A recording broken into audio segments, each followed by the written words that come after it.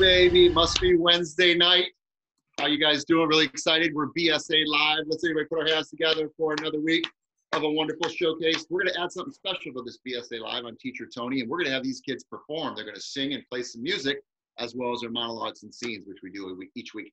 Those of you that watch this each week, thank you so much. Those of you that have cast off this stage, picked up students off the stage to be managers or agents to have representation for these students. Those of you that have actually paid these students to work doing what they do so well, thank you so much. We're beyond grateful. This is the class of 2021. Big round of applause. I'm so excited for the new kids. We've got 3 returning guests. We got Adrian Carr, who's been with us every single week. Even if he's not here in person, he's in the opening, so he's here with us. We've got Pamela. She's been coming back as a regular. She's our season 2 current regular. We're really excited at Pamela. And our newest coach is Avery Davis, a graduate of BSA. So very, very excited to have him back.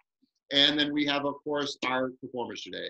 We have Kendall, we have Ella, we have Mila, we have Zach, and we have Holden. All right, guys, you ready for a good show?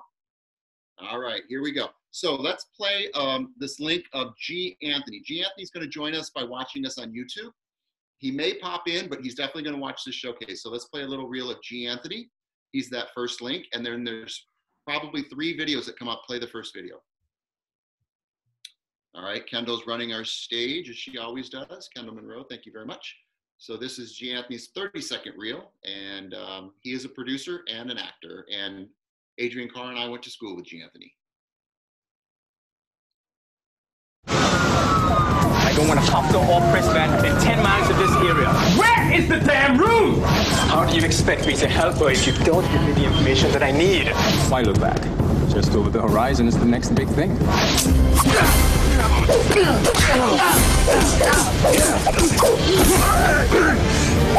Dave Cabral and Galt Alliance Films congratulate Trinidad's own G. Anthony Joseph on all his international success.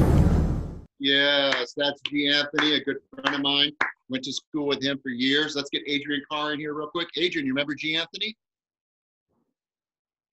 Absolutely, yes. What do you think of the little 30-second reel? We're getting him back into acting. He's been producing so long, it's time to get him back out there. So we're going to help him get a manager because his agency went down during COVID.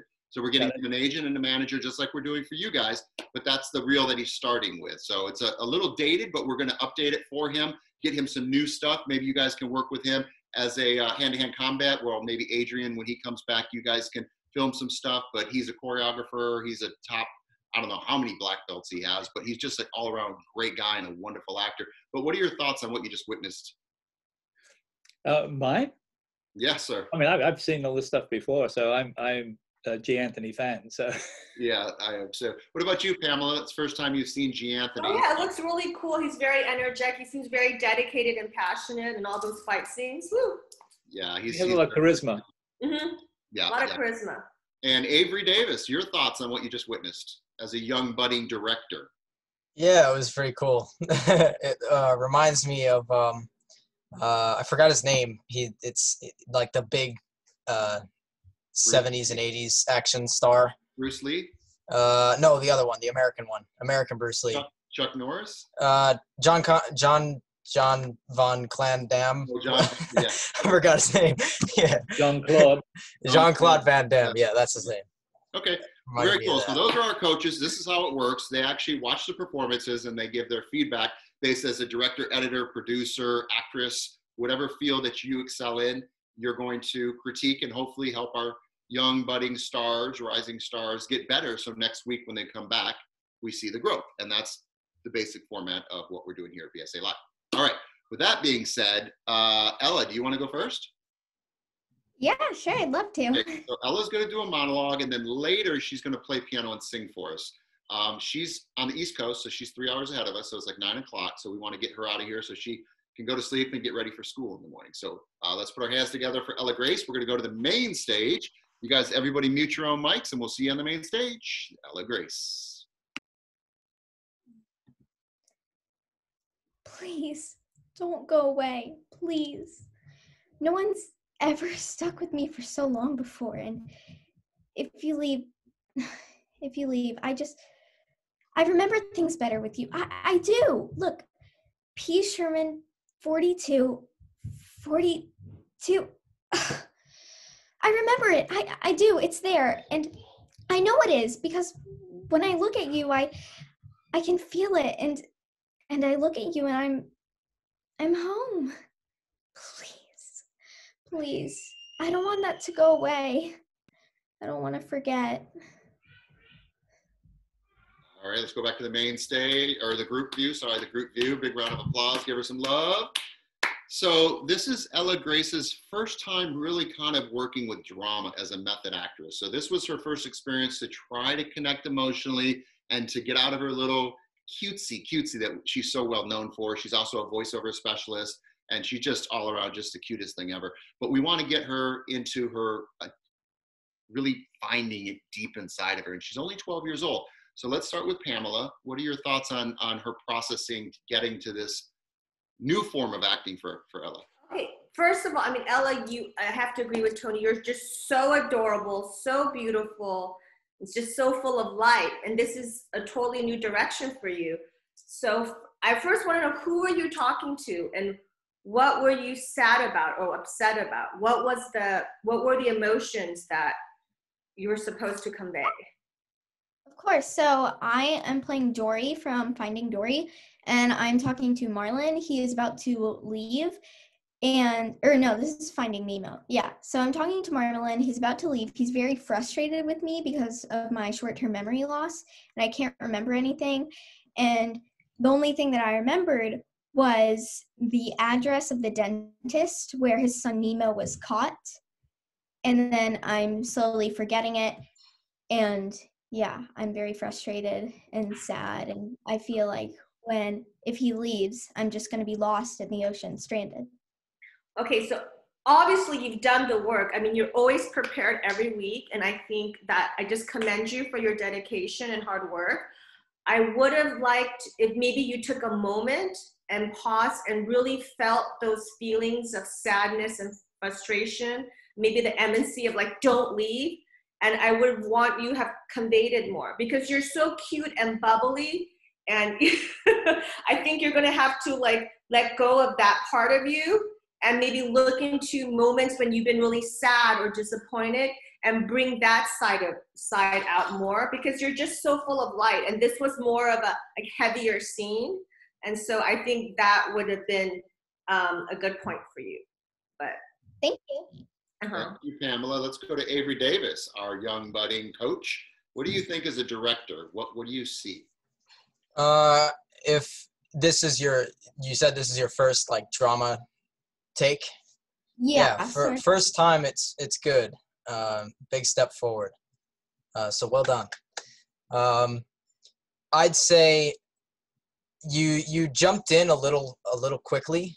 I'd say take a second to understand and remember, what happened, what led you to this moment.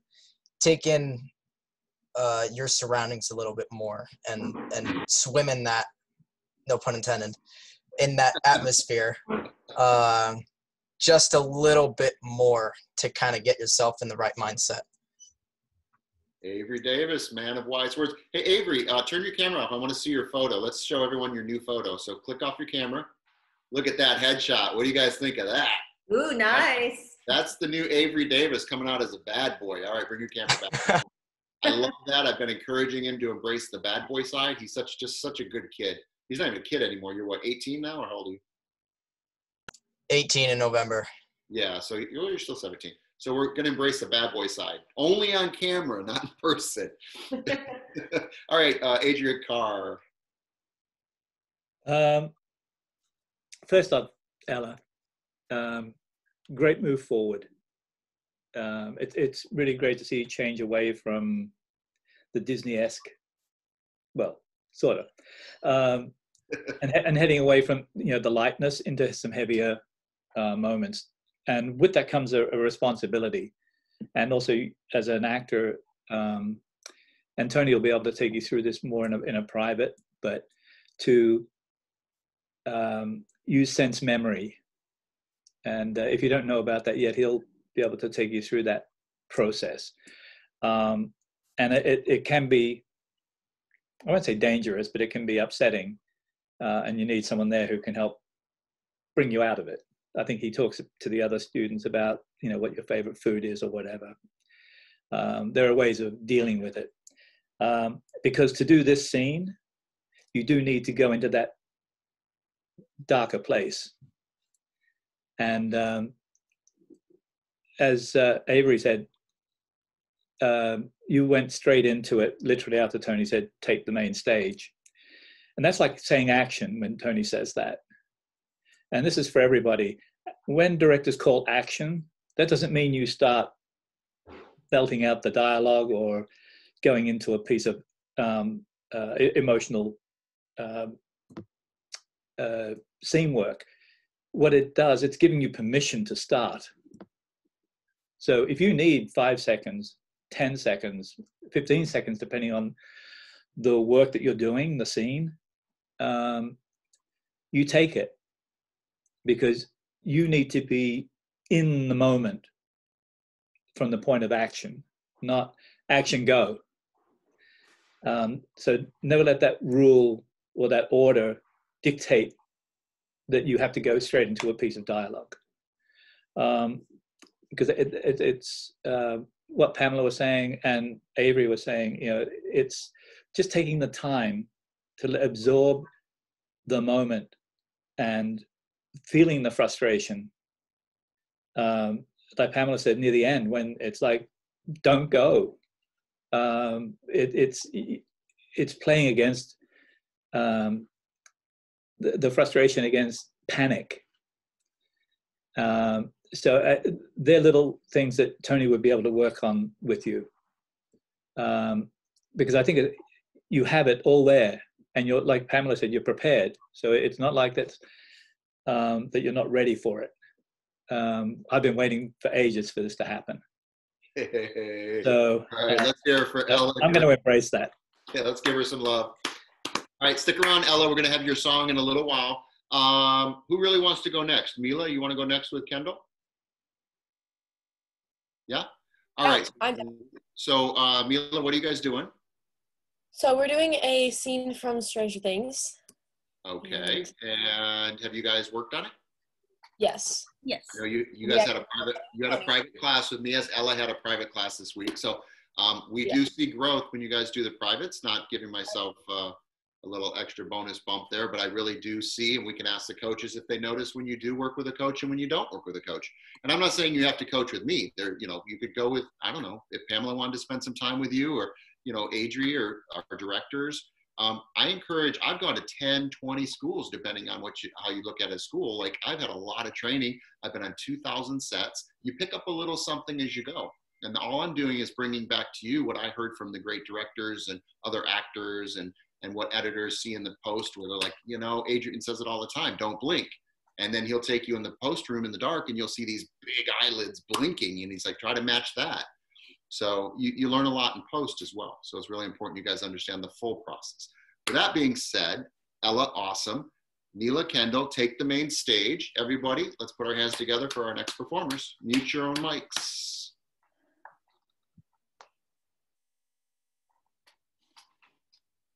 Okay, so basically we got the demo dogs away and we were able to close the gate in time, and for some insane reason, the Russians are trying to reopen the gate, which completely throws away everything we risked our lives for.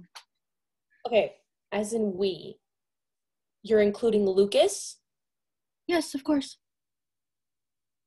So, okay, after all that, all of that you told me, after all that shit you told me, you're telling me that Lucas was there. Yeah, that is what I just said. Lucas Charleston?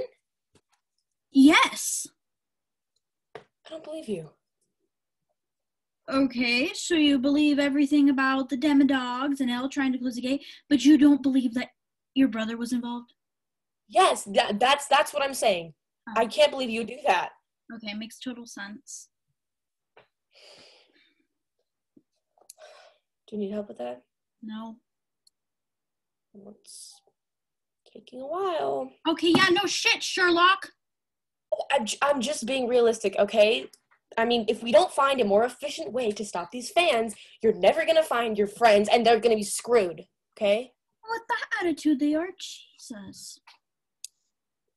I'm sorry, okay? It's just, I'm being realistic. all right? We walked about 0.3 miles in 9 hours, and then we had to walk down that 3-mile tunnel, okay? I'd estimate probably 10 miles back to that elevator, which means it would probably take us 12.5 days to get there.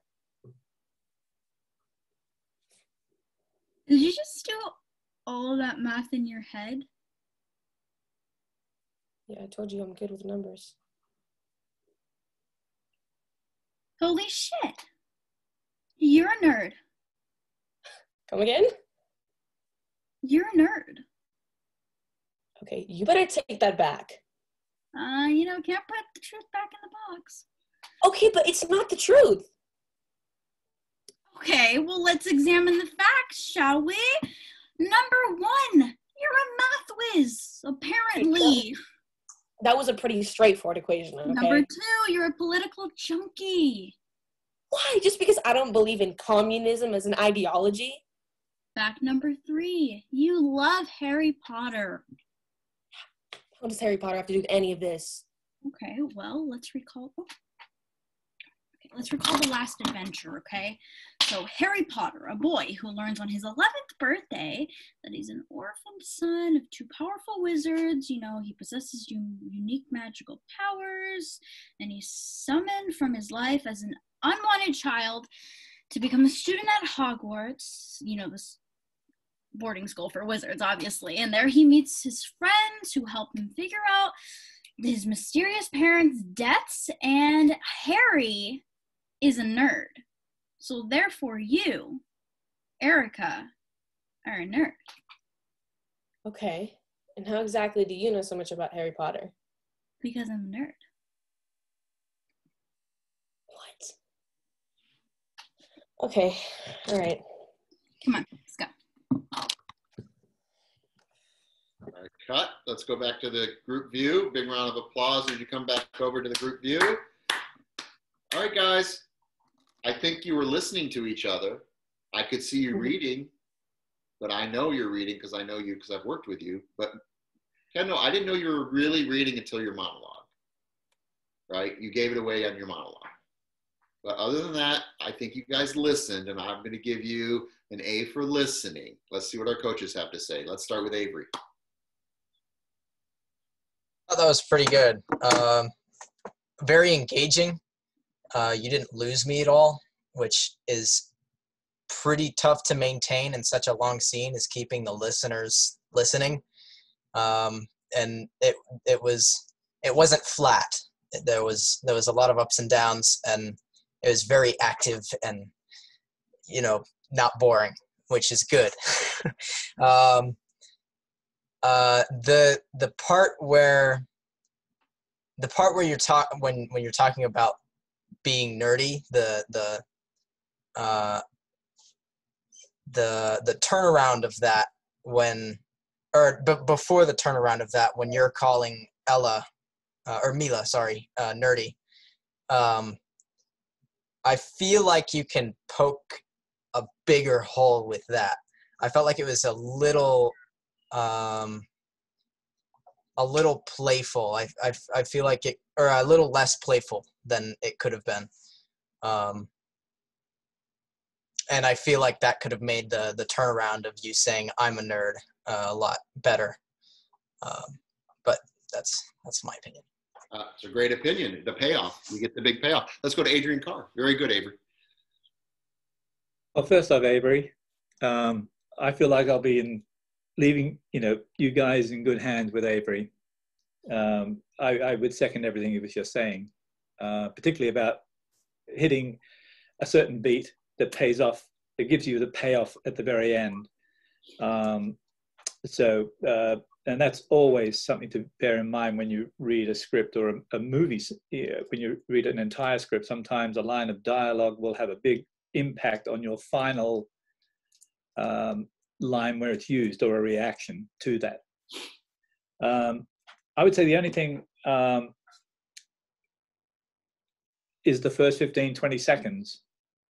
Other than rushing, like I just said, going on action straight into it. And it's hard when you're doing the control work as well, Kendall. So get your technical stuff done to get the scene ready technically, and then give yourself that moment to just jump out of the techno into the character. So you're not rushing straight into it, but because then I think your rhythm will be up. I think it was just going from the technical into performing. It took a little while to find yourself. And Mila can only go literally from because you set the tone at the beginning and the pacing. And then, but once you got into the scene, I mean, it was magic. And it was a great use of camera, very subtle, but the listening and leaning in. And then Mila does it towards the end, which was a nice counterbalance. So technically you were using your frame really well. And so, yeah, I would give you 9.5 out of that. It was very engaging. Perfect. Let's go to Pamela. Hi, ladies. Well, first, Mila and Kendall, you guys are such superb actresses, and I felt like you guys are capable of more. I would have to agree with Adrian and Avery in regards to the end. There's always like, you know, when there's this turning point in the scene, it's like such a big moment. It could be subtle, but I felt like, Mila, you could have given more to that line, and then Kendall could have reacted more. You know, it's like, you know, I'm a nerd. It's like, it's a total like, you know, 180 kind of moment. And I think that was the moment. I think you guys could have made it better. I felt it was a little flat towards the middle. I think you guys could have done more, maybe more work with it, because I know you're capable of more. And I would have to agree with Adrian. In the beginning of the scene, Kendall, I know you're doing all the technical things. I think you could have taken a moment just to really kind of get into character, because I felt it was a little rushed. And then it kind of affected the whole thing. It was a little rushed, and then it got really good, and then it died out a little bit and then went back. So I would have to say there were moments where it was flat, and it's only because I expect highly of you. And if it was somebody else, I would have said, woo, great job, but I know you guys are capable of more, and so I want to see more. Yep. I second that, Pamela. We're raising the stakes. Class of 2021. We're not lowering the bar, we're raising the stakes. Okay? So I'm really proud of you, but I do want you guys to work harder. I know you're in school. I know school can be overwhelming on Zoom. Everyone's doing everything on Zoom, so we can get all zoomed out. I'm very aware of that.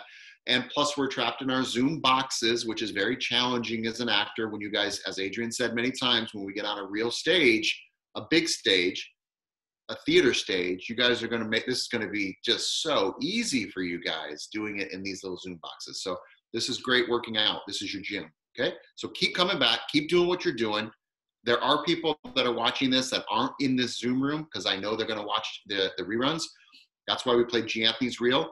I'm going to play another reel for you guys right now. This is the announcement, Pamela, that I was going to wait to tell everyone.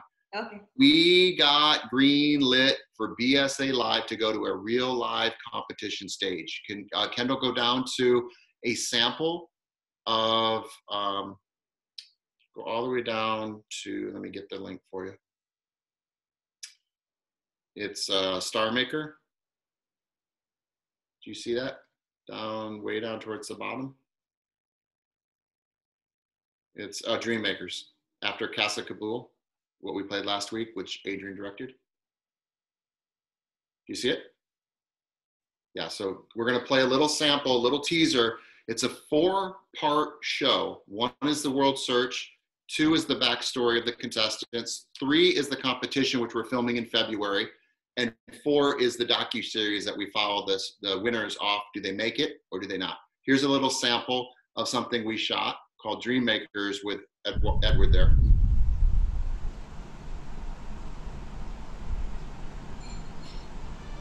But I've been here 23 years and I couldn't do what you did in a week.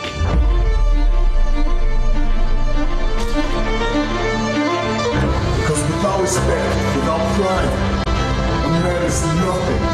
This is an opportunity of a lifetime, okay? Most people don't get to that. They all want to be the next DiCaprio or the next Meryl Streep.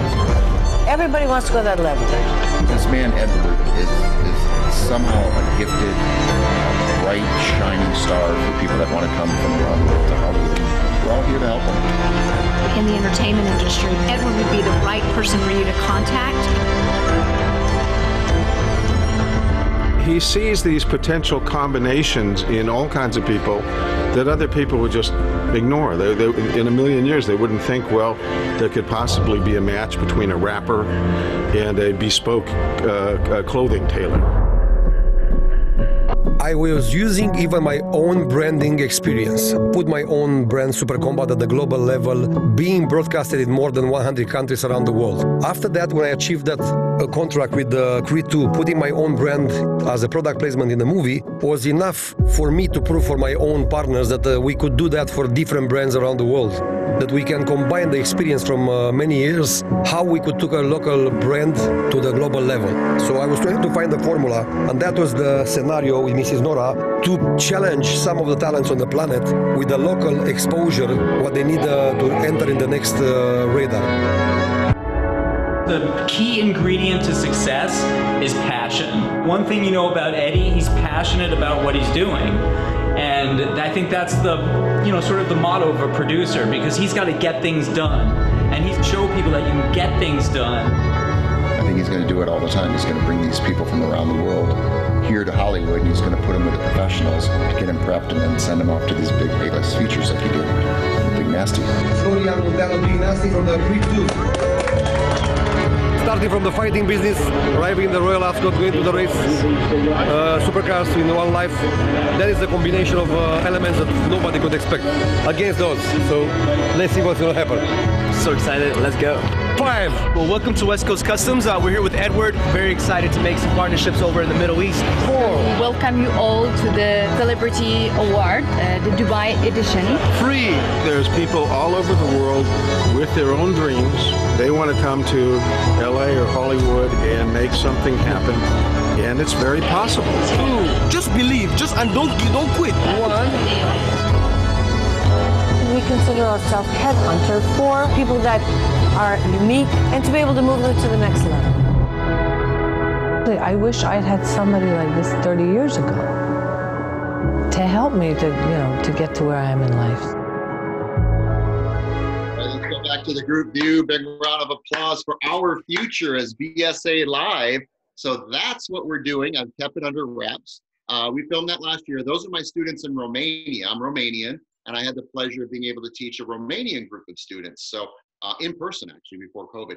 So we're bridging the gap around the world, and all of it is going to be centered on this next phase of us filming. And Adrian and I have been doing a lot of research, looking at locations, talking about backstory, talking about, cameras and what it's going to look like. So when Adrian comes back, we're going to finish, hopefully, that next section, which is the competition, which is what you guys have kind of been working on. And we've been dissecting it each week, figuring out what's funny, what's not, what works, what are challenges. We love the thing with Ella and Kendall, when the cats jumped in and the bare-bottom baby ran through the room. We're going to use that on the show. It's very funny. So we picked up a lot of stuff over the last 6 or 7 months doing this show. So you guys have really been my little guinea pigs. So thank you so much. We got the green light. So we're very excited about that. So that was the big news I wanted to tell everybody. Stick with us. Hopefully you guys are going to get into the audition process. And then hopefully you guys, your auditions will actually get you on the show. Your auditions will be on the show, but hopefully you and your performances will be on the show too. Okay? So keep working really hard. They are watching. G just texted me. G's going to jump on a couple minutes. So we showed his reel. So be ready for him to jump on. And let's go. Who's next? Let's go with Zach. Where'd Zach go? He's not even on here. Yes. Holden, do you want to go? Yeah, you have to, because Zach jumped off. So when Zach comes I back, would love to, but is there anything we could do, like a joke or something? Yes, Ella's got jokes for us, doesn't right. she? Ella, do a love vocal warm-up while you're looking for a joke. Let's do a vocal warm-up, Kendall. Oh, me? Yep, you're the only Kendall. Betty Butter bought some butter. She put it in her batter, and it made her batter bitter. So Betty Butter bought some more butter. She put it in her batter, and it made her batter better. All right. I know Mila's on the phone, but can you do a vocal warm-up, Mila? Thank you. I'm here, sorry. Thinking. Sally sells seashells by the seashore. Sally sells seashells by the seashore. That's, kind of, sort of. I know you were on the phone. I throw things at you guys. I see. Wait, no, I'm not on the phone. Oh, what's that thing that was in your left hand? I'm sorry. I was. It's all good. Remember, we're getting ready to go to broadcast television. So I see you guys messing around. I'm going to jump on you. So no, I'm watching you. We're getting real serious because we got real people watching us and real money behind this. Ella, do a vocal warm up. How much wood could a woodchuck chuck if woodchuck would a woodchuck would chuck all the wood if woodchuck could chuck wood? Perfect. Hold in. Vocal warm up. I know toy boat, toy boat, toy boat, toy boat, toy boat, toy boat, toy boat, toy boat. Okay. So you guys ready to go over to the main stage now? Hold it in, Kendall. Yep. All right, everyone give them a big round of applause. Our next performers, mute your own mics. We're going to see Kendall and Holden on the main stage.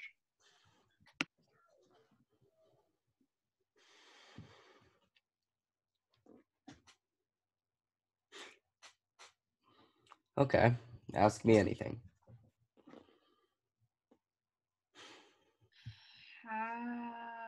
Have you ever been in love?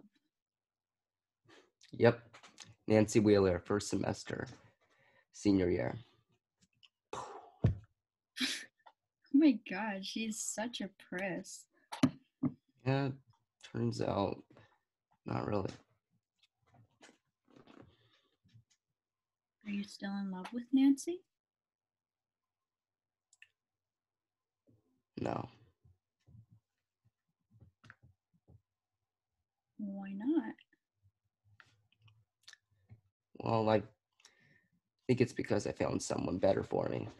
It's crazy. Ever since Dustin came home, he's like, you gotta find your Susie. You gotta find your Susie. Wait, who's Susie? It's just some girl from camp. I guess it was his girlfriend or is his girlfriend. To be honest with you, I'm not even 100% sure if that's true or not, but it doesn't matter. It's besides the point. The point is that this girl, you know, the one that I like, it's somebody that I never spoke with in school. I don't know why it was. Maybe it was because I didn't want Tommy H to make fun of me, or I was afraid of jeopardizing my chances at prom king. But none of it matters. It's all bullshit. The point is, she's so funny. I feel like this summer I've laughed harder than I've ever laughed in my life. And she's so smart, smarter than me. She's able to crack top secret Russian codes. She's honestly unlike anybody I've ever met before in my life.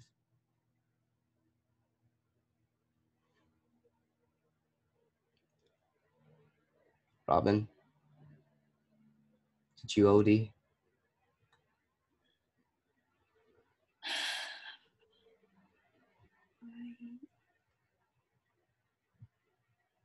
I'm still alive.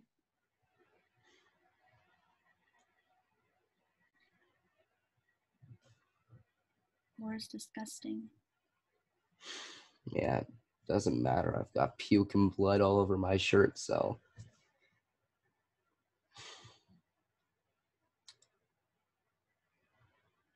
What do you think? About? This girl. Well, I mean, she sounds awesome. Oh, she is awesome. And what about the guy? I think that he is on drugs. And he's not thinking straight. Really? I feel like he's thinking clearer than he's ever thought before in his life. He's not.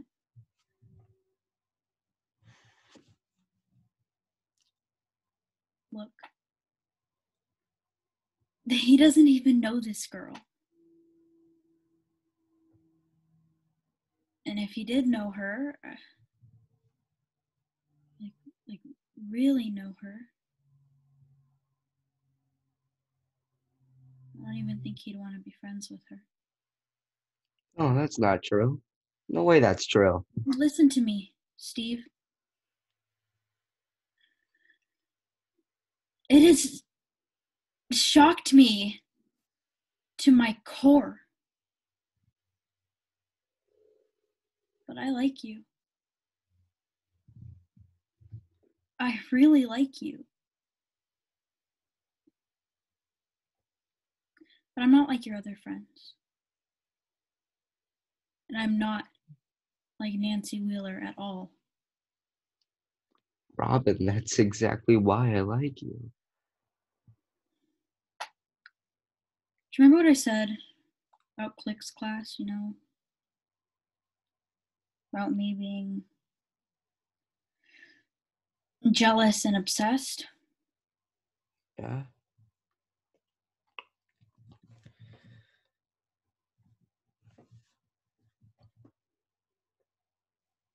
Well, it isn't because I had a crush on you.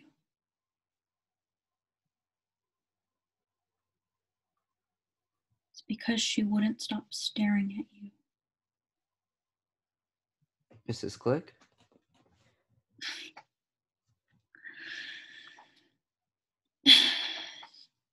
Tammy Thompson. I wanted her to look at me. But she couldn't pull her eyes off of you and your stupid hair.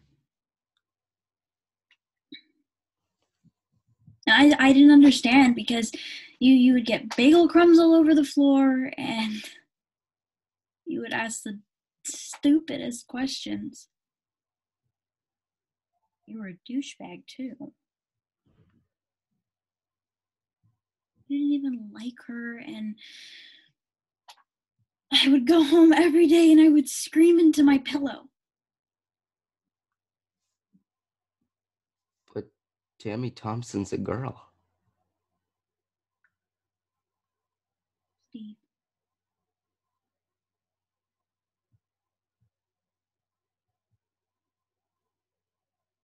Oh.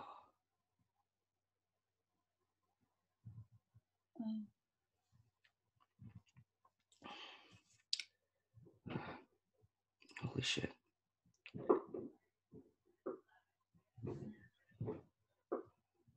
Holy shit.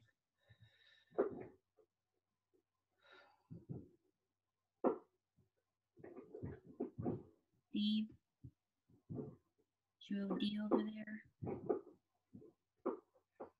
No. I'm just thinking. Okay.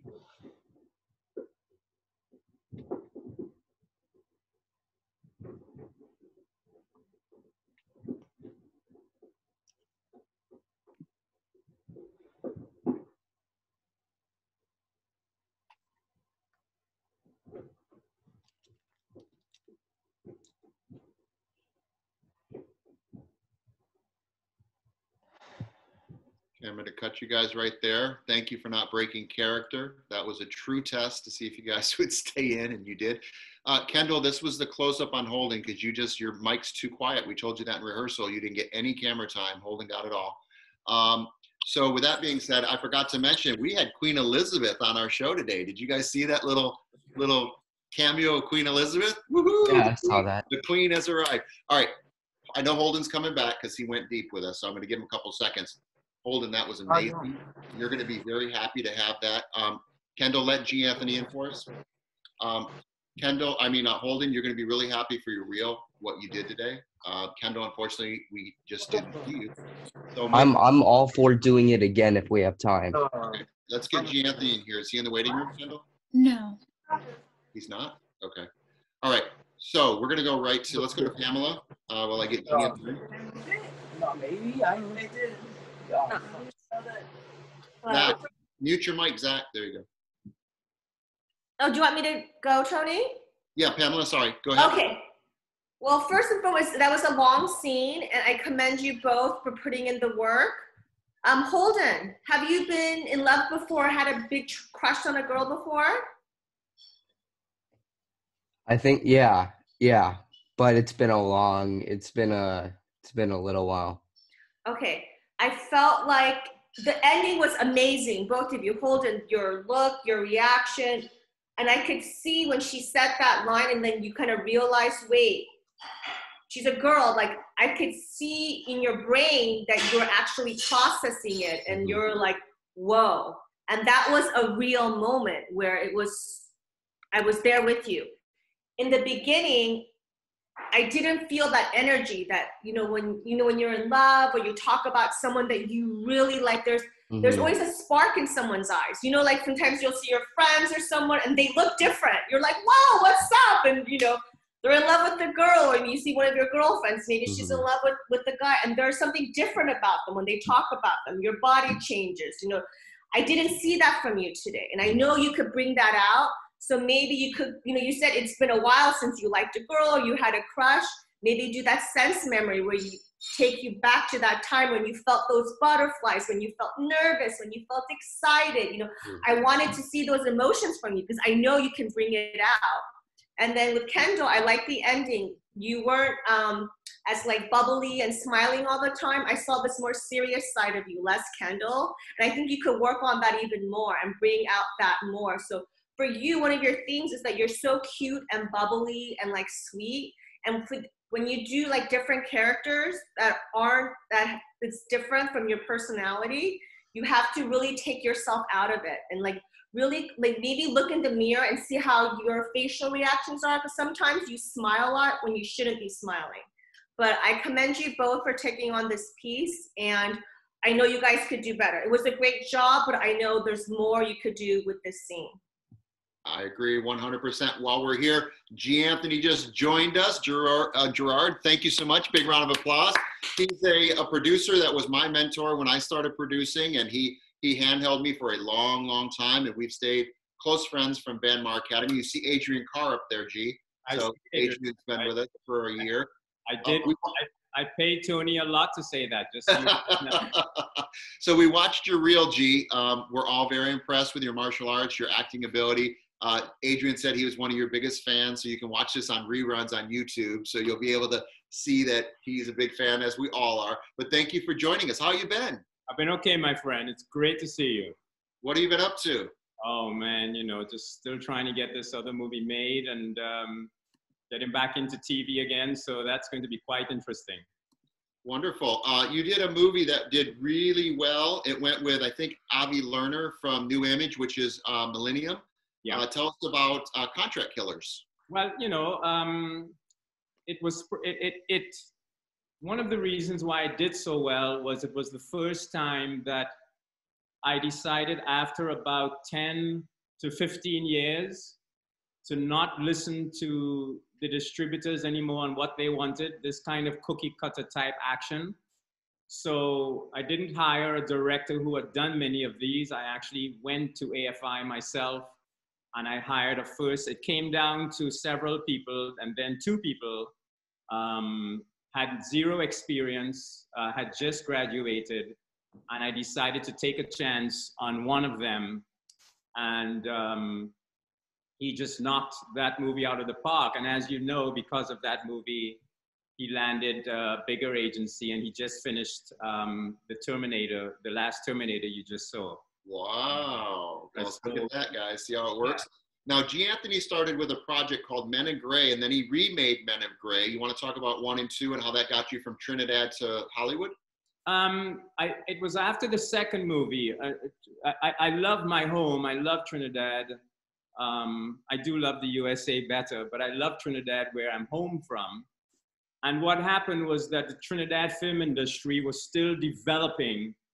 And after the movie was released and it became the success it did, unlike America, where if I was living here, if I had that kind of success with that kind of movie, you would have all kinds of offers being thrown at you. But in Trinidad, because it was still a fledgling industry, it was almost as if I was starting over again. Like, all the praise was there, the success was there, the newspapers were there, constant attention, but zero financial backing to start doing another one and another one and another one. Right. I said to myself, if I had done that same thing in America, it would have been different. Right. So, and as you know, that happened once I came here with Eliminator and all of that stuff. So, that was basically the reason for, I would say, coming back to America after I had left for a while. Right. And so G and I knew each other well from Van Mara, and he gave me the opportunity to co-produce the American portion of Eliminator. He had been in Trinidad for a long time and allowed me to bring some of our resources to work with him. And it was a pleasure to work with him. And he helped me on my first movie, In the Blink of an Eye, which was originally called Pissed. He helped me stop the bleeding, the financial bleeding, which all producers, first-time producers do. The money just keeps pouring out of you. And he's like, we got to stop it. We got to stop the bleeding. He did triage, and I've been grateful to him ever since. So with that being said, G, we just did a performance between these young teenagers, and they have something in them more to offer. So we're going to cut that scene in half, Kendall and Mila. We're going to find a starting point. Let's start at the middle, okay? And let's start at the middle. Kendall, turn your microphone up so that you can get some camera time this time. Holden and Kendall. Okay. I scared Mila just now. I'm sorry. Kendall and Holden. No, He was ready. I was ready. They always are ready because they know I throw curveballs all the time. Kendall, make sure your microphone's good. Okay, how is it? Not use your stage voice, right? We have to be a little louder with our stage voice. Okay. Find a reason, not because the director told you to, but because inside your character you had to be a little louder, okay? You give me 1 second, one brief second. I'll give you a half a second. All right. Okay, I can do it in that. G. Anthony, we have Avery Davis, who's a graduate of my school, who is now a coach on this platform we call BSA-LIVE. We got Adrian Carr, who you know is a coach, is a director. And then we have our newest coach, Pamela, who's been watching all the 2020. So Pamela, why don't you tell G. Anthony a little bit about what you do, because you might actually, as an actress, work with G. Anthony, because I know you have. Okay, great. Hi, I have a talk show on EverTalk. It's called Getting Real with Pamela, and it's a positive and purposeful show about passionate people and their journeys.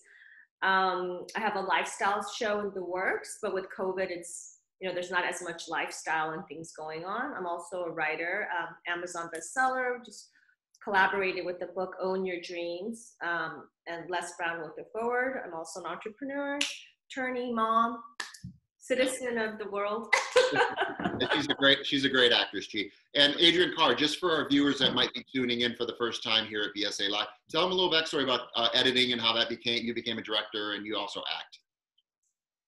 Yeah, editing, I started off wanting to be a cinematographer back in Australia, and I worked for the Australian Broadcasting Commission, and they had an internal thing that offered jobs. I could never get a job as an assistant cine cameraman. There was one for an editing assistant, so I thought, I'll apply for that and see what happens.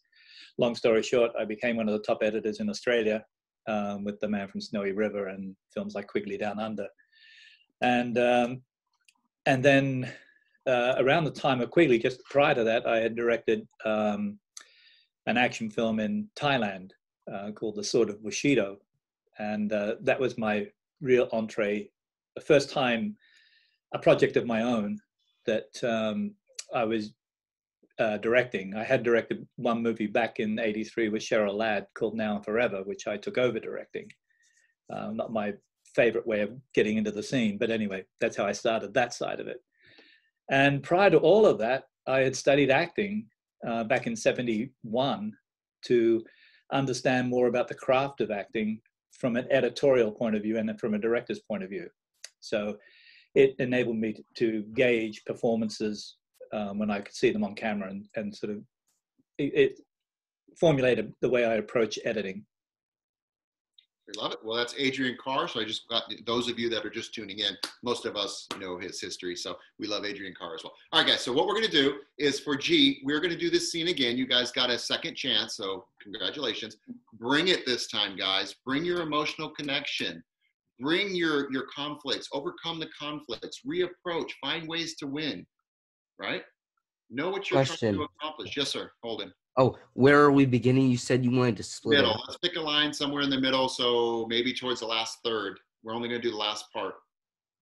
Kendall, how does, let's go with, do you remember when I said about Click's class? Or does that work? Or slightly before that, or? Let's do the last page. So give him a cue line, Kendall. So. Oh wait, go the last from- page. Where does that begin? Because it might Okay, so just we can go from the middle of your monologue. You know, honestly, she's like unlike anyone I've ever met before. Okay, that's the cue line. Did you pick up the cue line, Holden? Yes, and okay, so that's you guys know my your line, I think. So Honestly. Kendall's going to say the first line. Okay, here's what we're going to do. You're going to go over to the main stage, so everyone's going to mute their microphones, and then we're going to go to the main stage, and Kendall, you're going to grab the mic, and then you're going to start when you're ready. Get yourself centered. The first line is Holden's. I was going I to want you to give him a feeder. How about we start from after that then, Kendall? I'm still alive. Okay, sure. Are you guys on the same page? Yes, now we are. All right, here we go. Let's go over the main stage. Big round of applause for take 2. Okay, let me get. Is it on me? Okay, probably.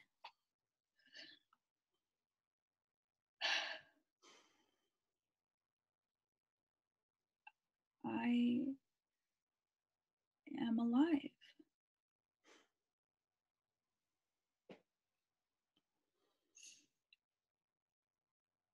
The floor is disgusting. Yeah, well, I've got blood and puke all over my shirt, so. What do you think about this guy, this girl? Well, what do you mean? About? I don't know.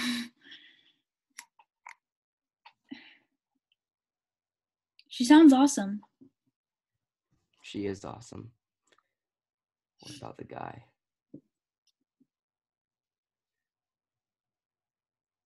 I think that he's on drugs. And he's not thinking straight. Really, because I think he's thinking clearer than he's ever thought in his life. He's not.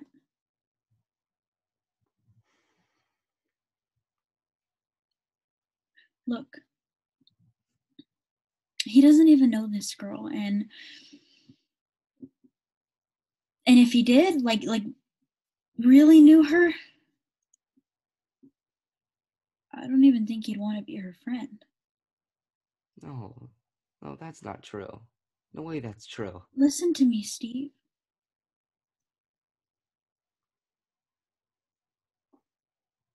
It has shocked me to my core.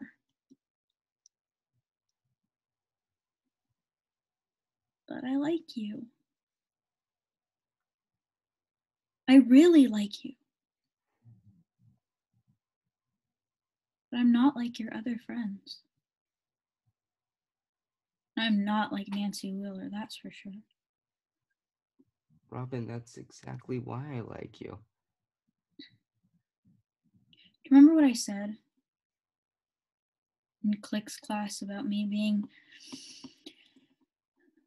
jealous and obsessed? Yeah.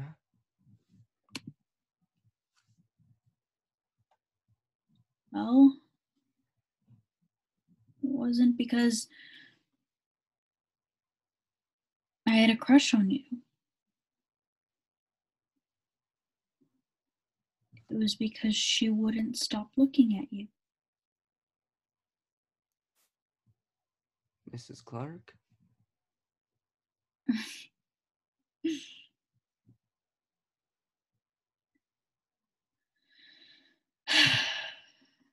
Tammy Thompson. I wanted her to look at me. And she just couldn't take her eyes off of you and your stupid hair. I didn't understand because you would get bagel crumbs all over the floor every day and you would ask dumbest questions. You were a douchebag. You didn't even like her, and I would go home every night and I would scream into my pillow. But Tammy Thompson's a girl.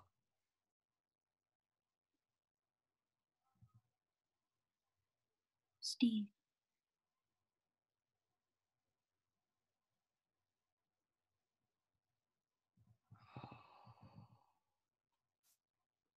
Oh.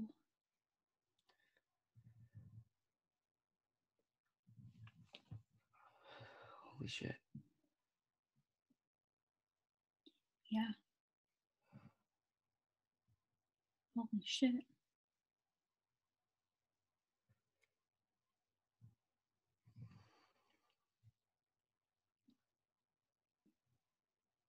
Steve. I'm gonna stop you guys there. It's just a good cut point. Much better. Now you commanded the camera and Holden didn't, but you guys could cut this together and you'd have something to cut together for your reel. Big round of applause. Let's go back to the group stage. Kendall, really impressive. Really impressive.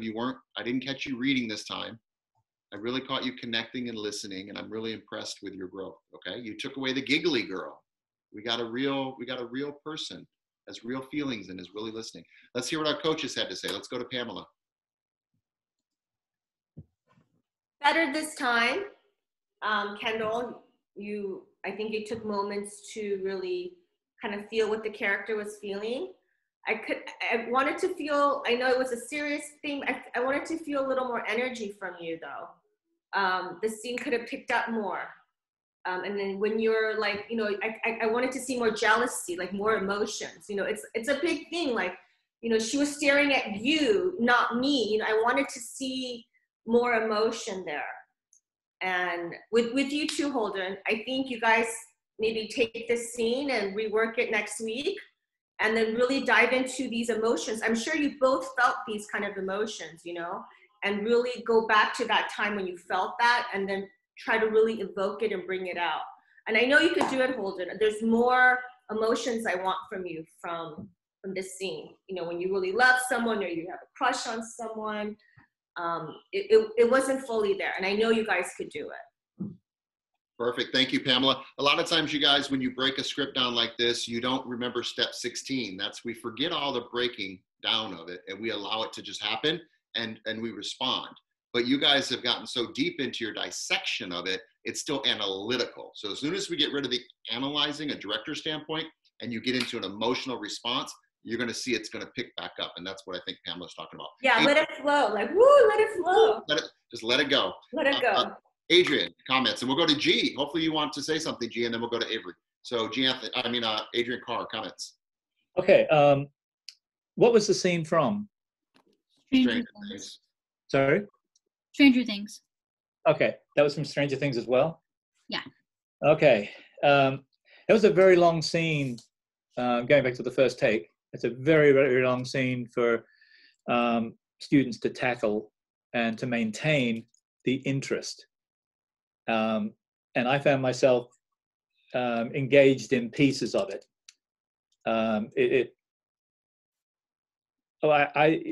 Going with what Pamela said about engaging, you know, your characters fully, they're underdeveloped at this point. And there are linchpins that you hang on to, and that's when it sort of kicks in, but then they drift off again, where it becomes more autocratic style acting. Though the reactions and the looks are good. In the first take, Holden, be very careful of looking away from camera too much. In the second take, you were totally engaged. There was much more, I could see much more happening and going on in your eyes. When you're drifting off to the side, just don't hang out there too long. And because it looks like you're reading when you're hanging out there. Because I'm watching both screens. I'm not watching the single camera view. I'm watching the two of you interact. So the other thing to watch carefully, and you'll notice on the second take, when you watch it back, is blinking, which Tony just mentioned earlier.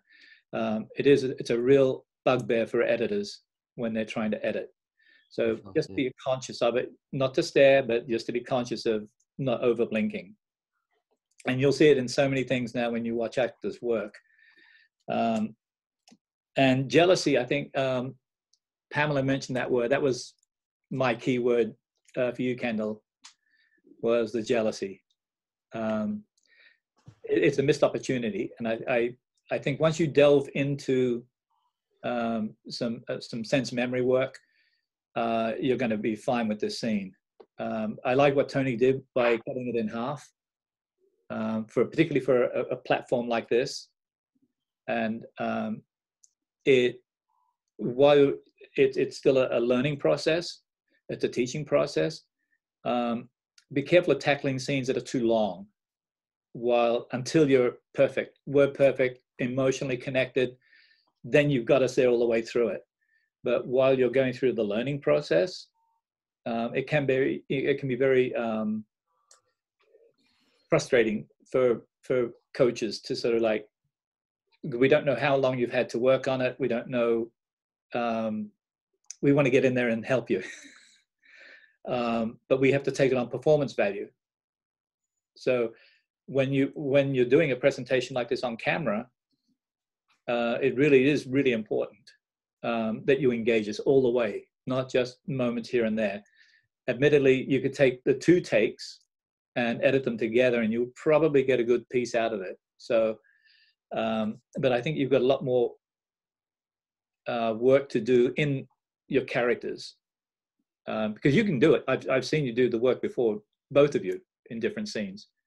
And I'll just say one other little thing. Do you watch Casey Affleck at all, Holden? Nope. It might be worth looking at a couple of his early movies. You might be able to take a scene from one of those,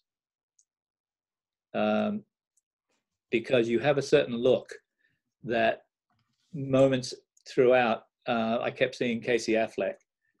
And it'd be interesting to see you actually do something challenging that he does. I mean, he gets right into method work.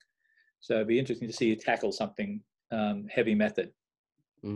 But great first attempt at this scene, and I look forward to seeing it again down the track. Thank you, Adrian. Carr. Let's go to G. Anthony. You want to comment on anything you witnessed? Is it Kendall and Holden? Yes, sir. Hi, Kendall. Hi, Holden. How are you? Hello. I'm doing good. I'm good. Show me what are you reading from? I want to see it. Digital, I think. I think it's on their screen. Oh, it's on this. So you're not holding anything. You're actually reading on your screen, right? Mm-hmm. So you're reading off your screen to each other. So what are you reading? Like if you had to snapshot that and send it to me right now, what are you I want to know what you're reading. Kendall, screen share. Screen share your script. Okay. No. I don't want Kendall. I don't want to see it. I want you to tell me. Okay. You tell me, what are you reading? What are you reading from? Is it from a book? Is it a script? What is it? It's a script from a TV show. Okay. Holden, what are you reading? I'm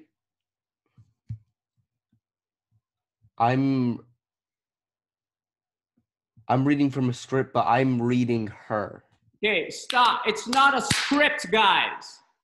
We've got to stop this separation. This is not a script. This is somebody's life.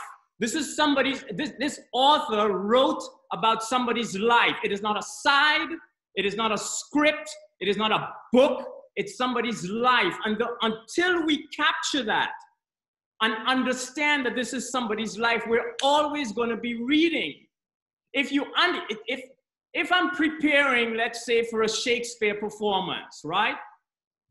I am typically the last one off the book, because everybody brings on their book and they're studying from the book and studying their lines, and they're trying to get their lines right. Yeah? Then they get their lines right with 2 to 3 weeks, and I'm still on my book probably up to the last week of performance. Why? Because I'm not trying to get the lines. I'm trying to get the life of this person. And if I get the life of this person, then when I say the lines, I know that at this point in time, in this person's life, this is what this person is actually feeling and saying. Does that make sense? That makes sense. So you've got to stop, because the moment we say script, or we say book, or we say novel, or we say movie, we instantly make that separation. right? And let me give you one perfect example. You had one line in here where you said, and by the way, I hate Zoom. I had to beg him to show up. They have been begging me for I gotta be in a room where I can strangle people. Thank you for showing up. I gotta be in a room with people, right? So you had one line and you said, that's not true, no way that's true, right? But you rambled it in one sentence. How can you? If this was real life, it's like, that's not true. Wait, that can't be right. That's two different thoughts. But you can't come to that technically. You've got to come to that by understanding what makes this guy tick. When he gets up in the morning, what does he eat for breakfast? What does his cupboard look like with his shoes and his clothes? Does he work out? Does he run? What time does he get on his cell phone? When does he start texting?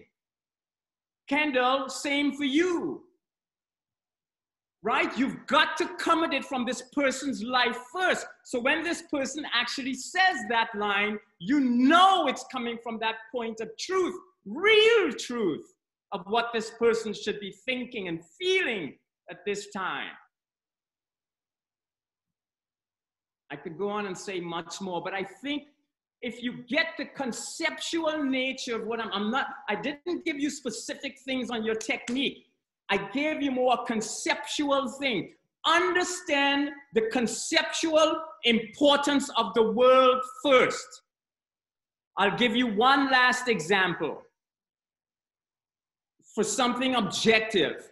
The most important thing happening in the universe right now, whether you believe in God or not, is this place is spinning at 67,000 miles around the sun, 1,000 miles an hour like this. If it stops for 5 seconds, we're dead. Your pet dog, your cat, your house, everyone's gone flying all over the place. That's an objective truth that's happening. Right? What we do in the world comes after that. So it's the same with what you're doing with your acting. You have got to find the objective truth in that world first, and you cannot come at it by just reading the lines, because then you're always going to be reading lines. Tony, was that enough? G. Anthony, we love you. Now you guys, when I tell you I've had the best coaches in the world, this is one of them. Let's put our hands together for G. Anthony's wisdom. You guys are so lucky. You're so lucky to have a different director, coach, editor, actor, and somebody like G. Anthony to show up every single week and give you guys different perspectives, which are all the same perspective. Truth, honesty, listening, real life. They all say the same thing. The way he said it, if you guys didn't get what he just said, we've got a situation. I think all of us absorbed that. And I see Adrian smiling because we've known G a long time. And I'm glad he still has the fire. Gee, I want Adrian to look a little older so I can feel better. The guy doesn't age. The guy doesn't age, Tony. Yeah, I just shaved. Oh my God. I had hair out here and beard. So, G, thank you. This is what we do here at BSA Live. These kids are going off to do real stuff. They're influencers in digital media. A lot of them are on like Netflix shows, and some of them Avery, wave your hand. Avery's worked with Steven Spielberg before. He's up for Young and the Restless. He was up for Stranger Things. He worked with Kelly Clarkson. Avery's my little graduate. He's kicking butt. Mila's got a big album coming out. She's an influencer on, I don't know if it's TikTok or what social media. She's kicking butt on all of them, I think. Ella Grace is new to this platform, but she's killing it. Kendall has 2 commercials that are running in Spanish and English right now. Zach was with me at 5 years old, and you're how old, Zach? How old, Zach? I'm 13 right now. And I used to teach his mother. So we're getting a couple generations in here. So this is what we have here. And Holden, of course, Holden's my God, he's like Marlon Brando to me. I see it in him. We've got a new Carrie Affleck, Ben Affleck's brother. This group here, and there's about 5 other ones that aren't here today. They really want this, G. They really want to do this, and it's in their heart, but they need that stuff that you just gave. That drive, that energy, that passion. Did you guys pick up on his passion? You gotta have that kind of passion when you approach a script, when you break a script down. So well said, G. We're honored to have you here. You're welcome back any week. Now that I've got used to it, anytime, just You're welcome any week. We'd love to have you back. And I think, would you guys be grateful to have G back? I would. So let's give G a big round of applause for showing up. G, you can stay on as long as you want. Pamela, Zachary, Ella, Avery, Holden, Kendall, Adrian, Ella, and Mila. Yes, good job. So you can jump if you want or stay. It's entirely up to you, G, but we just wanted you to say hi. So No thank problem. you. We've got to run for a little while, but it's very, very nice meeting you guys. All right, bye-bye. Just before you go, G. Yes, Adrian? Ah, the old, he's showing you his photo. I love it. While we're at it, G, look at Avery's photo. Avery, show him your photo. You just got new headshots. Adrian, email me those. So that's Avery's new photo. I think he's going to work with the band. Nice. Anybody else? Ella, anybody have photos? Turn off your camera if you do. Holden, turn on your Jim Carrey. This is our Jim Carrey. Mila's not at home, so she'd have a great photo. There's Kendall's. Kendall's a little commercial girl selling products. Oh, very nice. So they all have their little lane. We're finding their lane. Okay. Nice. Ella, while we're at it for G, sorry, Ella, just do a Harry Potter real quick. We got to show G. We got to show him. Just real quick. She's 12 years old, G. Go ahead, Ella. Hold on, let me get my wand. All right, do it quick. I love it. She's so new to this. She just started. She's brand new, but this is her little Harry Potter. So go for it. And commit, Ella. Commit to where you see your characters. Don't just look all over the place. Pick them. All right. And action. Oh, have any of you seen a toad? A boy named Neville's lost one. Oh, you're doing magic. Well, let's see it then. Are you sure that's a real spell? Because it's not very good, is it?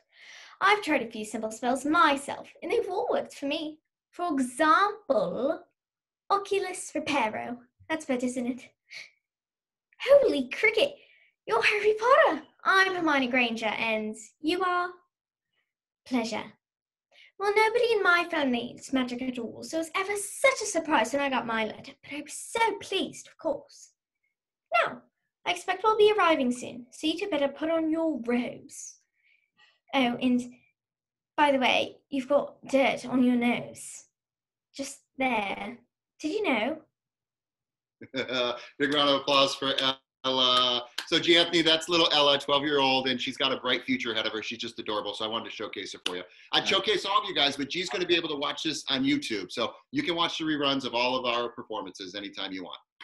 Love you guys. Take care. Thanks, G. All right, take care, brother. Bye-bye. Bye-bye. All right, Zach, you are up, my friend. You are up. You ready, Zach? Yeah. Is it alright if I do the song first, or? We'd like the monologue just so when the coaches have to go, they can go. Yeah, I got you. Thanks. What are you doing today? I'm doing a monologue. So. What monologue from where? It's from a movie. Okay. Do you know what movie? I forgot the name of it. I think that's okay. Just as long as you're honest to me. You guys, if you don't know the name of the movie, you haven't done enough backstory because you should know your character's first name, middle name, and last name, even if it's not written in the script. You should know where you went to high school, where you're from, what you like, what you don't like, just like you know about yourself. That's the type of character backstory you need. Even if it's not in the script, you guys need to fill in the blanks, okay? But with that being said, just another lesson for you guys to learn. Do more than it's given to you. Find out more. You're a detective. Figure out what you know about yourself, the same for the character. Okay, with that being said, everyone mute your mics. Big round of applause. Let's go to the main stage and Zachariah. Could I just get like 3 seconds? Just command the stage, and then we're going to the main stage. So he's prepping. I always encourage the kids to prep and get ready, and then and just commit to the first choice, which is your opening emotion. The rest unfolds as we go, but the first, you need to know where you're coming from, so your antecedent event. And we talk about a 16-step breakdown here at BSA. So we're going to bring Zach back, and then let's see, who do we have left? That would be it for monologues, and then if you guys coaches have to jump, that's fine. But we're going to play tonight, and we're going to sing and play some music and just have fun, like a little party. So you guys can stay as long as you want or jump off when you want. But the next section is for fun. Okay. And then Adrian won't be back for 3 weeks. We're going to miss you, Adrian. And then hopefully, Pamela, you can make it back next week with Avery so that we can actually have you two coaching. And I'm going to bring in another celebrity coach as well. And then these kids are going to work on the notes that you gave them and bring it back. And we're going to see how much they grow. And then about 3 or 4 weeks, we're going to film on a real stage of the real competition and hopefully get picked up by NBC or CBS. Okay, guys? Very exciting. Zach, that's it. That's all the time you get. Ready? All right, let's go to the main stage, everybody. Take it away, Zach. Grab the camera. Make a sound. Hello. Is it on me?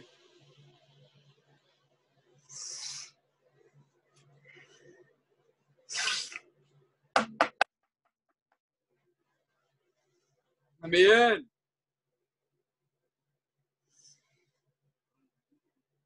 Ma, let me in.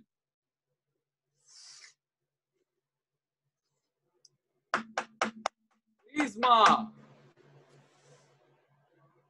Ma, open the door. Hey, Ma. Hi, are you there? Is that you? Hi.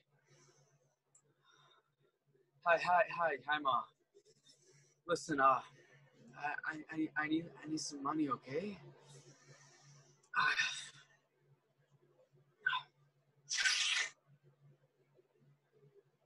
I need you to give me like $20. Yeah, $20.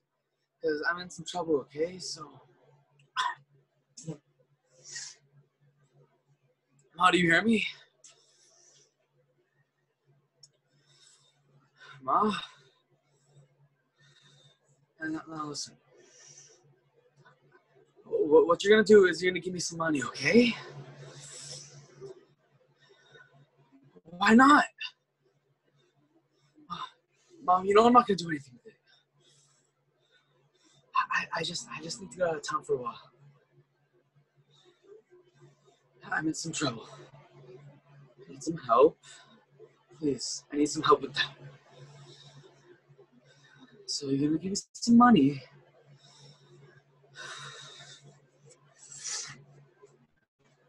Can you hold my hand, Mom? Please? Mom? Give me some money, please! Stop messing around! Mom, give me some money, please! I'm your son! Don't know what you're doing to me! Don't mess around like this!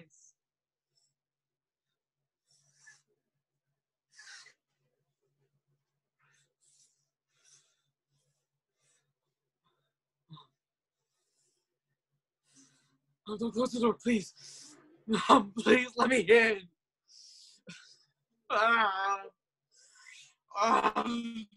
Shoot. Let me in.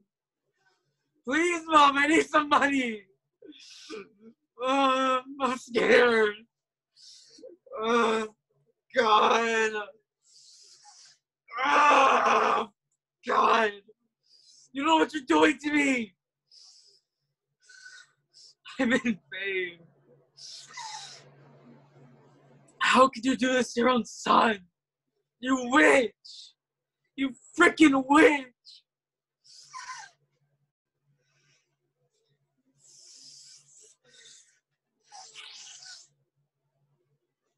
I'll do anything.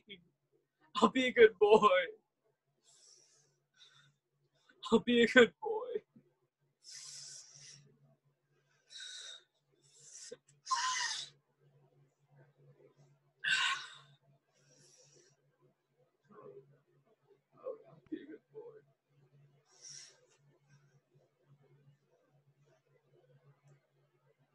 All right, let's go to the group stage. Let's give them a big round of applause. Take a moment coming back. Don't come right back, Zach.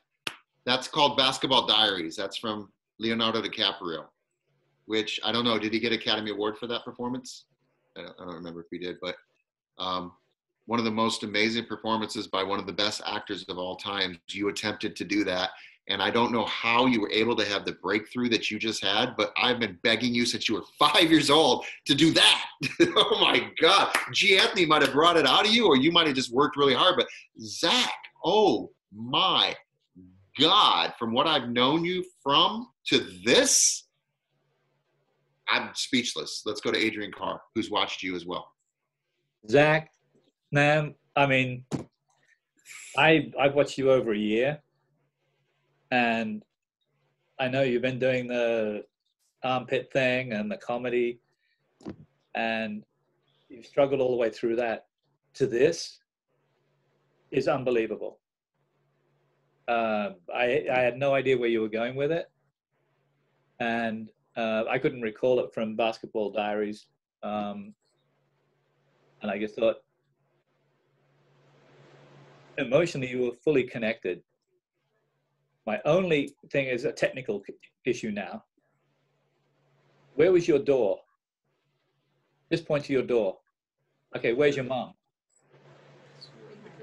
So where is the door? But she's answering the door, so where would she be? The door? Yeah, but if the door is in front of you, now reach over and knock over the top of the camera. Knock on the door, but reach over the computer. That's where the door should be. Yeah, so you're knocking there. Ma, ma. And when the door opens, your direction is right at camera, where the mother is. And then when the door closes, it's like, no, ma. And you can pound on the door with both hands. But that was the only thing. It's like, I'm trying to be technically correct, so I'll turn my head to camera now, but my door is over here.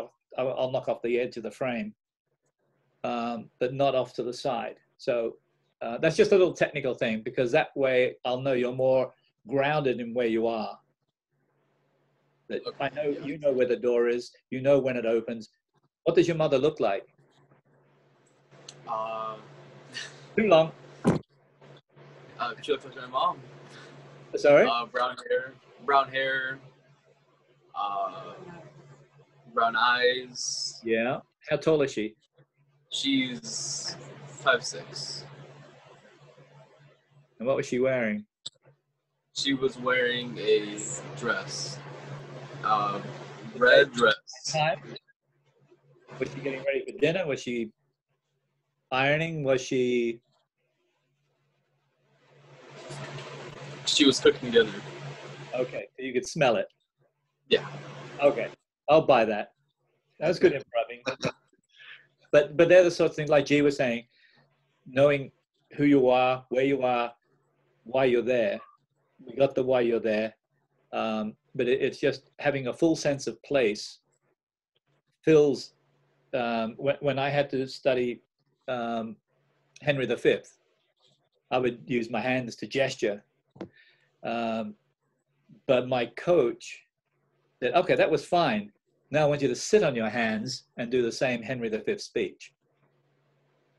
And that was so freaking hard, because what it did, it forced me to sense everything about the dialogue, the monologue, whether it be the horses on the other shore, the sound of the breathing of the horses, the hooves in the clay, touching it, picking it up and feeling it, and feeling the brisk air, so that when you say those lines, your lines come from the color you've built around it. So when you're pounding on the door, where have you just come from? Who the other person is in relationship to? It's your mother, so you know her really well. So building all these things in, this is what G was talking about. It's having all this background information that takes, fortunately you weren't reading, which was great, because it allowed you the freedom to let go. And that's what, to me, was the biggest breakthrough, was watching you just come through all of that and delivering a very powerful piece. And I'm just being picky now, because I think I want to see you do it again, because I think it's just going to be phenomenal. Yeah, Adrian, thank you. Oh my God, Zach. I mean, I can't wait to watch this in the replay. Oh my God. You're going to be really proud of yourself. It was a big, normally breakthroughs are big, but this was a big breakthrough for you. So, Pamela, any comments? And you guys, we're wrapping up the show here. Just so you know, we're getting close to wrapping up. So, Pamela, you're on mute. You're on mute. Exactly. This is night and day from what I saw the first week when I came in and was coaching. And I commend you for challenging yourself to take on such a big, you know, a heavy piece, which is like totally different from your normal personality. So with your character, why were you so desperate for this money? What were you trying to get? It's obvious that I need it for, well, drugs. Right, okay. So you needed it for drugs. And so I felt like you could have been more desperate. Like if you gone back into a time maybe when you wanted some money from your parents, maybe for some iPad or for some phone or something. But this is different because this drug, he needs it to basically for him to live, for him to be able to even function. So I wanted to feel more of the desperation. And when you love your mother, but you call her a witch, like I wanted you to like kind of stand, you witch, like it, I wanted more emotion from you. And you did come to a total like breakthrough, but that breakthrough could have been more immense. It could have been more intense. It could have been more immediate. Like you need this drug because without it, you can't live.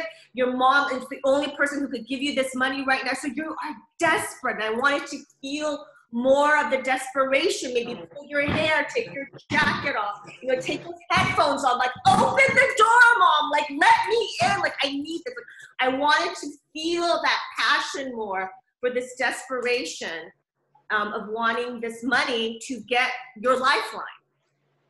All right. Which is your lifeline. Without it, you would feel dead.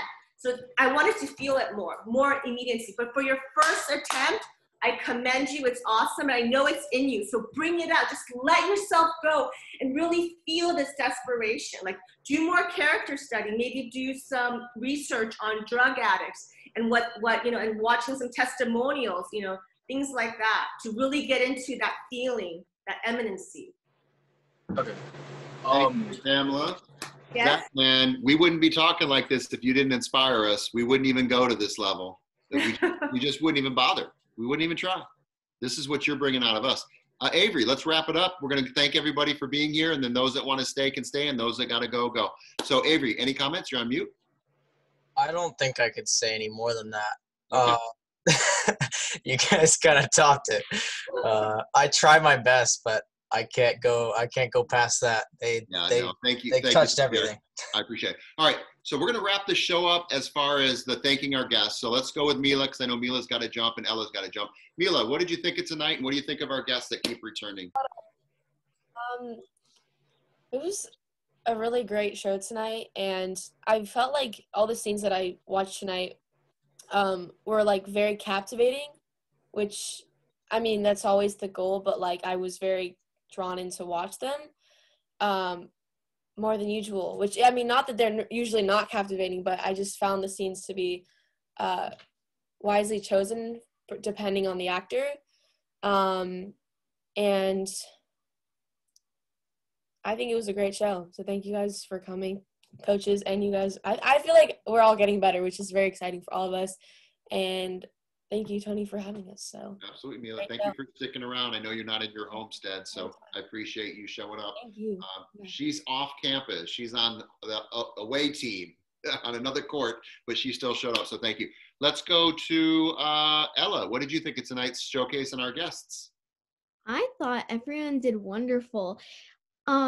It was so incredible how everyone did superb. 10 out of 10. It actually, like, some of them made me feel emotional.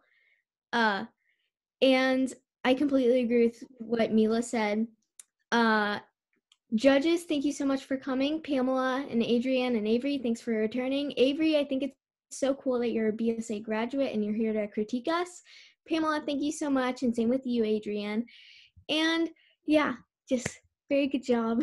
Thank you, Ella, for sticking around. It's late for her. She's growing up so fast. So cute. I love her. She's so cute. I know, you just want to grab her. So cute. Holden, are you there, Holden? Mr. Yes, I'm here. Any comments? I thought today's class was I thought it was unreal from a learning perspective. I felt like what's the word I'm looking for? We were gifted with such teaching and information, and we were able, I don't know, my brain. This was such a beneficial class for all of the students, simply put, and I feel so lucky to have that talk from G. Anthony, and I also wrote intimidated. We all are. Don't worry about it. Yeah. Oh, yeah. And I have to commend Zach and say I almost cried. Oh, I almost cried. Big one. I felt them coming up like through my cheeks. I don't know if that anatomy is correct, but I felt tears going through my cheeks. Yes. Well, thank you, Holden. We always love having you here. Holden's going to take about 3 weeks off and graduate from school. So he's got a bunch of school he's got to focus on, and I really commend you on school. Kendall's at Harvard, and she's only 15. You're 15, 16. How old are you? Oh, how old? You're muted. 16. She's 16, and she's at Harvard. These brilliant kids. Zach, what do you think? How do you feel right now? And just share a little bit of your experience right now. How did you do the breakthrough? What did you do different? I did a lot more work. And if I'm being completely honest, the speech from J. Anthony was just so powerful. Like, I felt it. Yeah. Like, he's very strong with he's a very passionate man.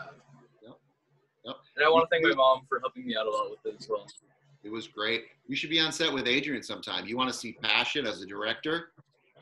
Do not get in Adrian's way when he's on set. He is focused and brilliant, and you want to work with him. So a little testimonial for Adrian Carr. We're going to miss you, Adrian.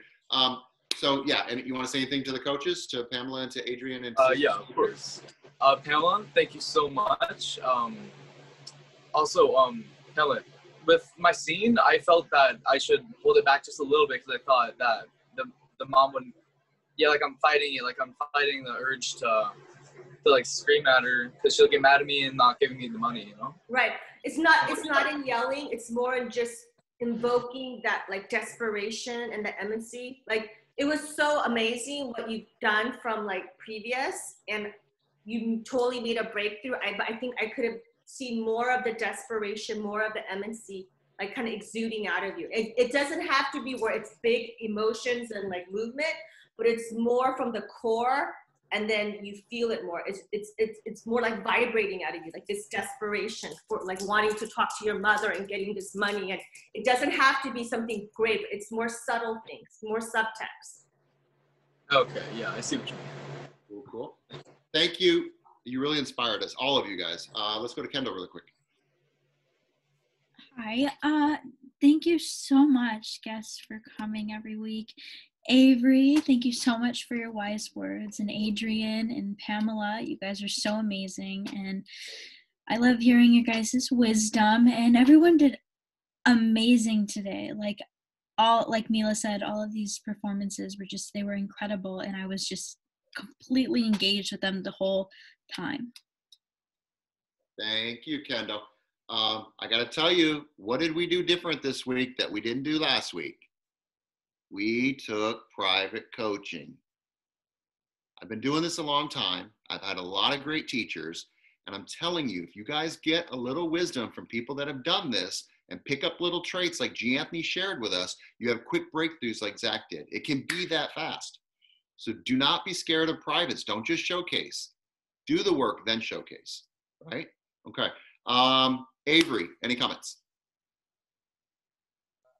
Yeah, I really enjoyed G. Anthony's speech because I've been given that speech before by a really good acting coach I have that I'm currently taking at Margie Haber's acting studio. Oh, yeah, amazing.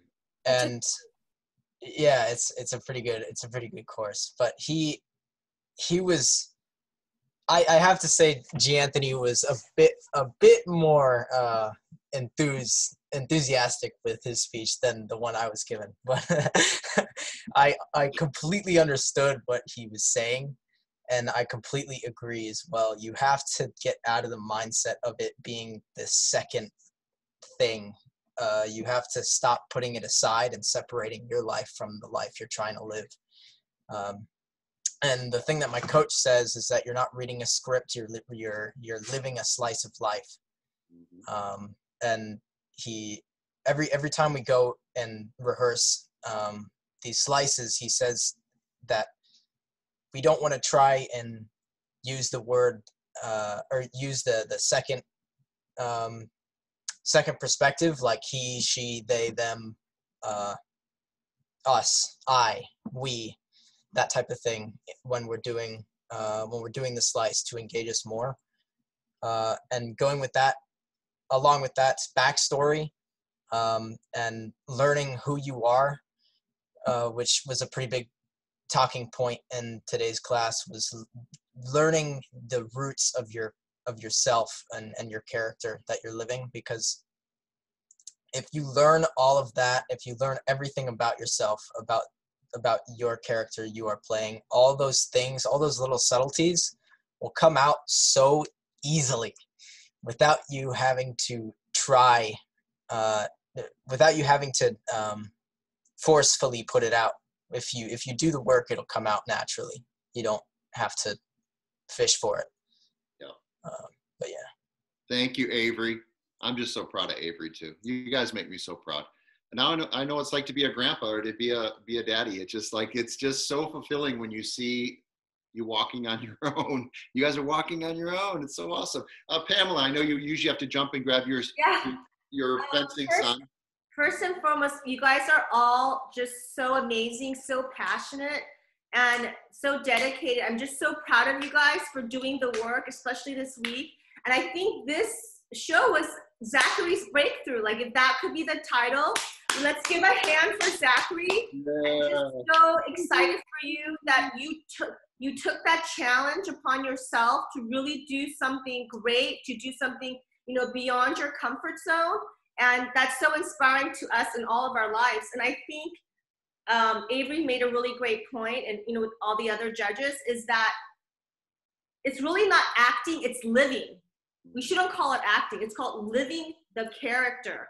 And I think if you guys just title it Living the Character, then there's no pretending. You're actually becoming this character. And I think it comes with the work. So I'm just proud of all of you. And I'm proud of Kendall and Ella and all of you guys, and Mila, you guys for stepping out of your comfort zone and doing a longer scene. Holden and Kendall, that long scene. I mean, you guys are really challenging yourselves, and that's what it's about.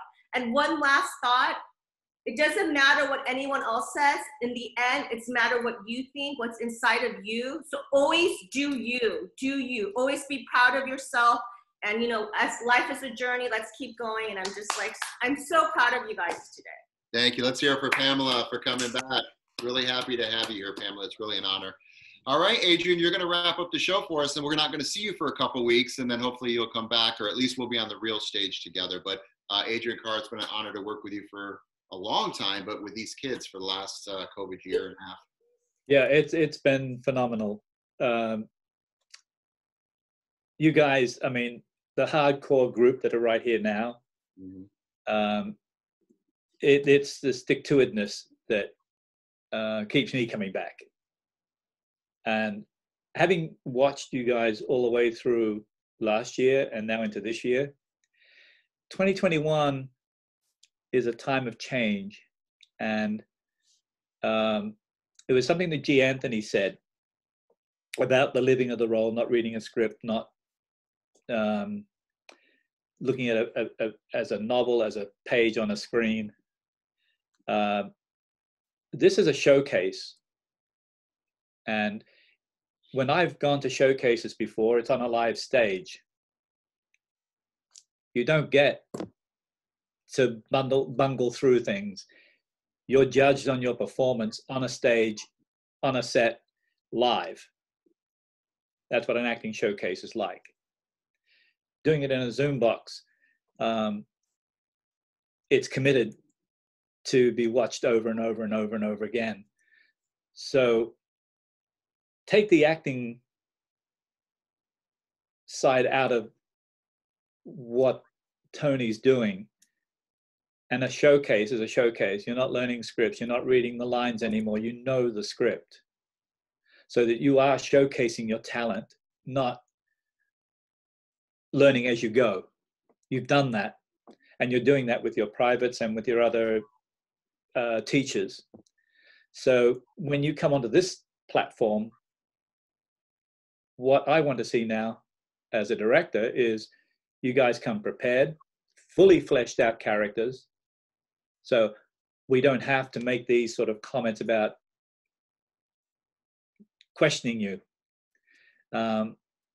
because you're at that level.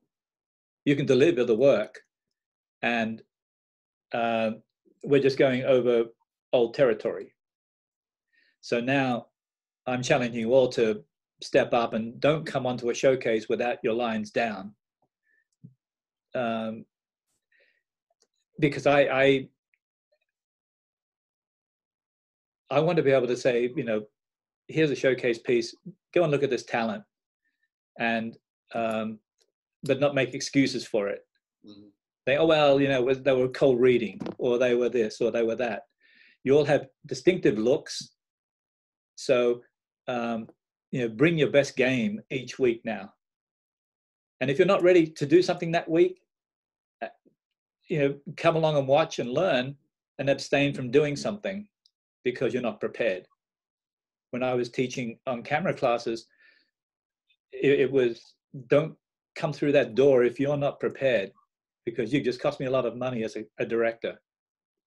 So I would cut people coming through the door if I didn't believe them. And then I'd say, look, you're fired, go away. You know, you're not ready. I can't commit this to film. And you guys have the ability and the talent now to commit to film. But it's not a practice anymore. It's the real deal. It's a showcase. Industry people are going to look at this more so this year than last year, because you've stepped up. And I think Tony's got it into a workable format now that you guys can really deliver. And that's my little pep talk, because I won't see you for a few weeks. Yes, well, we love you dearly, Adrian. Let's hear it for Adrian all these weeks, always supporting you guys. Really grateful. All right, guys, that wraps it up for the official show. We're probably a little short on music. Would you guys be willing to do your music next week? Is that okay? Everyone agree on that? Okay, so you guys come with your music pieces, come with your performances, pick your scene partner this week or redo your scenes for next week. Start tomorrow or tonight. Don't start Tuesday before Wednesday's showcase, okay? Deal? Commitment from everybody? We're not gonna wait all week. Holden's taking a couple weeks off. Ethan's gonna be back next week. And if you wanna bring some friends, bring some friends. All right, with that being said, Kendall, get our ending ready, get it prepped. You guys have been watching BSA Live. What an amazing showcase today. Huge breakthroughs. Honored to have you guys with us. Share, like, as we're gonna hear in this ending little trailer piece that Kendall made. Mila made the opening. Thank you, Mila. Very appreciative of the opening. Yes. And you guys, make sure you check out their social medias. They're all influencers. They all have a big following in their social world. Check them out. Again, I'm Tony Boldy. This is BSA Live. Take it away, Kendall.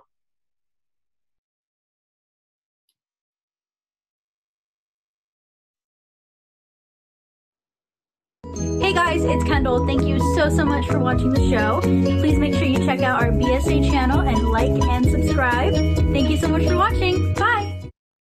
Bye-bye. We'll see you guys next week. All right. Bye, Adrian. Have a great shoot. We'll see you guys in a bit.